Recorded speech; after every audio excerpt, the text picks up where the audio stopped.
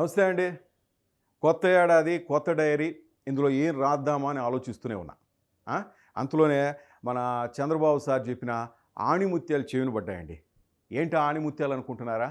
చెబుతానండి. కక్ష తీర్చుకోవటం నా లక్ష్యం గాదు. అభివృద్ధి మాత్రమే ముఖ్యం అంట. ఏం చెప్పారు స్వామి చంద్రబాబు గారు. ఇలాంటి పెద్ద పెద్ద మాటలు మీలాంటి పెద్దవాళ్ళే చెప్తారు స్వామి. ఈ మాటలు విన్న తర్వాత కొంతమంది పార్టీ కార్యకర్తలతో మాట్లాడా. మీరు చెప్పింది మేమంతా విన్నాం. వాళ్ళు చెప్పింది ఏంటో కూడా మీరు కూడా వినాలి కదా స్వామి. ఒకసారి వినండి. అసలు వాళ్ళు ఏమంటున్నారంటే కూడా ఒకసారి వినాలి. అభివృద్ధి సరే బాబుగారు, 5 ఏళ్ళు జరిగిన అరాచకం సంగతి ఏందయ్యా? ఎన్ని మాటలు అన్నారా? నోటుకొచ్చినట్లు అమ్మలక్కలు బండ బూతులు తిట్టారా? కర్రలు కట్టెలు ఏ దొరికితే తీసుకుని కొట్టారా? కేసులతో ఎంటాడారు, కత్తులు గొడ్డలతో నరికారు స్వామి. ఇళ్ళు వాకిళ్ళు పగల కొట్టారు స్వామి. ఇంట్లో ఆడోళ్ళని వేధించారు. ఒకటి చేసి ఇంకొకటి చేయకుండా ఉన్నారా? ఇవన్నీ ఇంకా మా కళ్ళ ముందే కదలాడుతున్నాయి స్వామి. మీరేమో అభివృద్ధి అంటున్నారు. కుర్చీలో కూర్చోగానే అన్నీ మర్చిపోయారా? ఎన్నికల సమయంలో ఏం చెప్పారో మర్చిపోయారా? పోయినేడు జరిగిన మహానాడు క్యాసెట్ ఉంటే ఒకసారి తిరగేసుకుని చూడండి. అందులో మన వాళ్ళే ఏమేమన్నారో, వాళ్ళ కష్టాల్ని ఎలా ఏకరో పెట్టారో. ఎన్నికలకు ముందు మీరు చేసిన ప్రసంగాలు చూసుకోండి. ఒకసారి నువ్వు మీ అబ్బాయి చూసుకోండి సార్, గుర్తు తెచ్చుకోండి. అవినీతి పనులు రోడ్ల మీద పరుగులు పెట్టిస్తా, గోండాలు రాష్ట్రం వదిలిపోయేలా చేస్తానన్నారా లేదా?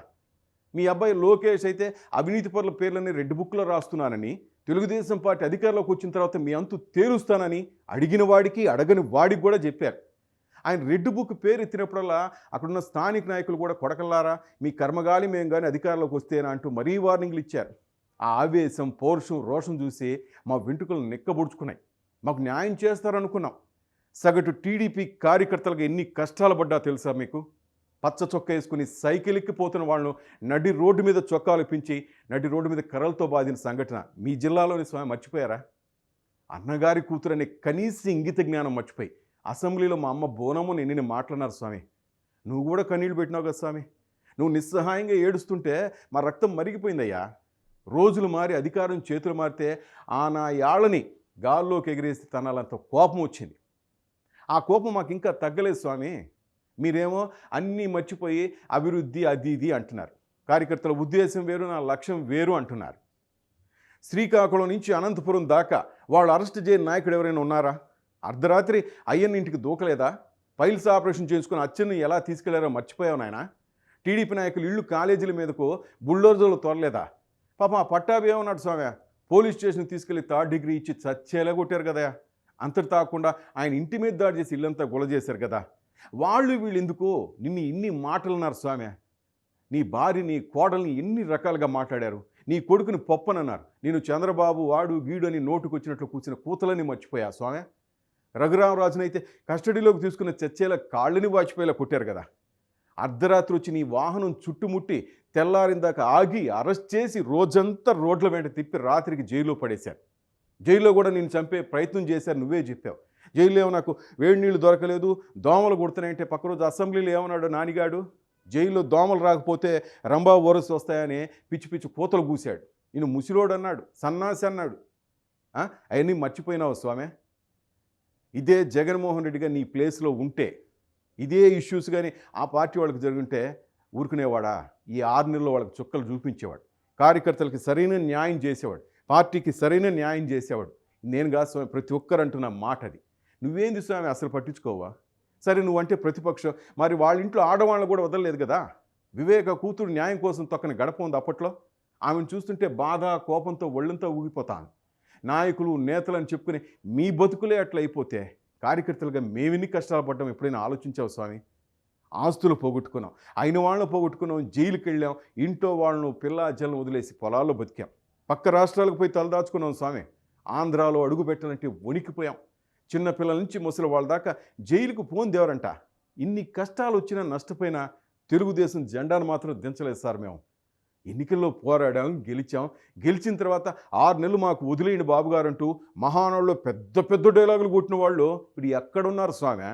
ఏం చేస్తున్నారు? పదవులు వచ్చేసరికి అన్నీ మర్చిపోయినారా? ఒకడు ఎన్నికలకు ముందు టీడీపీలోకి వచ్చి మంత్రి అయ్యాడు. వాడు వెళ్ళి ఎయిర్పోర్ట్లో బొత్స కాళ్ళకు మొక్కుతాడు. అదేంటంటే ఆయన నా గురువు అంటారు. అంత గురుభక్తి ఉంటే వెళ్ళి ఆయన సంకనాక్కోవచ్చుగా. మాకెందుకు దరిద్రం అంట. ఇంకొకటి ఎన్నికలకు ముందు పార్టీ మారి టీడీపీలో గెలిచి మంత్రి నిన్ను తనడానికి వచ్చిన జోగి రమేష్తో కలిసి రాసుకు పూసుకు తిరుగుతాడు. ఇలాంటి వాళ్ళ కోసం మేము ఇన్ని కష్టాలు పడింది అనిపిస్తుంది స్వామి. ఇలాంటి వాళ్ళు చాలామంది ఉన్నారు. మీకు రాజకీయం ముఖ్యమేమో, మా తెలుగుదేశం పార్టీ ముఖ్యం. నువ్వేదో చేస్తావని నమ్మకం పోయింది స్వామి. ఇంక మేము చేతులు కట్టుకోలేం, మా రక్తం మరగతా ఉంది. మమ్మల్ని తిట్టిన వాళ్ళు, తన్నిన వాళ్ళు, మా మీద కేసులు పెట్టిన వాళ్ళు మన పార్టీలోకి వచ్చి మా కళ్ళ ముందే కాలు రెగరేసి తిరుగుతుంటే మేము చవట దద్దమ్మల్లా ఉండాల్సి వస్తుంది. రాజ్యాంగం చట్టం మీద మాకు కూడా గౌరవం ఉంది చంద్రబాబు గారు. అయితే అవి ఇక్కడ సరిగ్గా పనిచేయట్లేదు. మిమ్మల్ని అరెస్ట్ చేయడానికి ఆ రోజు టక్కనే చట్టాలు కరెక్ట్గా వచ్చినాయే, మరి ఈరోజు ఆ చట్టాలన్నీ ఎందుకు ఇంత సైలెంట్ అయిపోతున్నాయి? వర్మగాడు డెన్లోనే ఉండే నేను లేనని చెప్పిస్తే ఎగేసుకుని వచ్చారు ఒంగోలు పోలీసులు. నేను అక్కడే ఉన్నాను, నన్ను అరెస్ట్ చేసుకోలేకపోయారంటూ వర్మగాడు మాట్లాడిన మాటలు మీకు తెలియదా? ఏం పీకుతున్నారు అంటున్నాడు. ఇటు మీ శిష్యుడు అని చెప్తున్నాడు చూడు, రేవంత్ రెడ్డిని చూడండి ఎలా చెడుగుడాడేస్తున్నాడు. జనం కోసం ఎవరిని లెక్క చేయటంలా, తప్పు చేసిన వాడి బెండు తీస్తున్నాడు, తప్పు చేయాలనే వాళ్ళకు తడిచిపోయేలా చేస్తున్నారు. మరి మీరెప్పుడు చేస్తారు స్వామి? చట్టం సరిగ్గా పని చేయనప్పుడే అరాచకం ప్రబలుతుందనే మాట మీరు కూడా వినారనుకుంటారు స్వామి. మేము బరి తెగించకముందే నువ్వు జాగ్రత్త పడాలి స్వామి. మా సహనం కట్టలు దిగితే ఏం జరుగుతుందో మీకు చెప్పనవసరం. వైసీపీ వాడికో రాజ్యాంగం, టీడీపీ వాడికో రాజ్యాంగం లేదు ఈ దేశంలో. వాళ్ళు చేసినవే మేం చేస్తే ఎలా ఉంటుందో ఆలోచించండి బాబు గారు. అది మీ ఊహలకే వదిలేస్తున్నా. బాబు చిన్నబ్బాయి లోకేష్ గారు మీరు కూడా చూడండి. మేము కట్టు తప్పకముందే మీరు అన్నింటినీ సరిచేయండి. రెడ్ బుక్లో ఉన్న దొంగల్ని జైల్లో వేయండి. టీడీపీ వాళ్ళని వేధించిన వెధవలను పదవుల్లోంచి పీకి పడేయండి. మేము ఈ జెండా వదిలేసే పరిస్థితి తేకండి సార్. ఇది రాష్ట్రంలో, ఆంధ్ర రాష్ట్రంలో కదా ప్రపంచంలో ఉన్న టీడీపీ వాళ్ళందరి ఆవేదన సార్. ఇప్పుడు చెప్పండి సార్, అభివృద్ధి సంక్షేమం ముఖ్యమా, పార్టీ రాజకీయం ముఖ్యమా? అన్నీ ముఖ్యమా? అన్నీ ముఖ్యమైతే మరి మొదటి రెండింటి గురించి ఎందుకు మాట్లాడుతున్నారు? ఇప్పుడు డైరీలో రాసుకోవాల్సింది నేను కాదు, మీరే అనుకుంటా చంద్రబాబు గారు.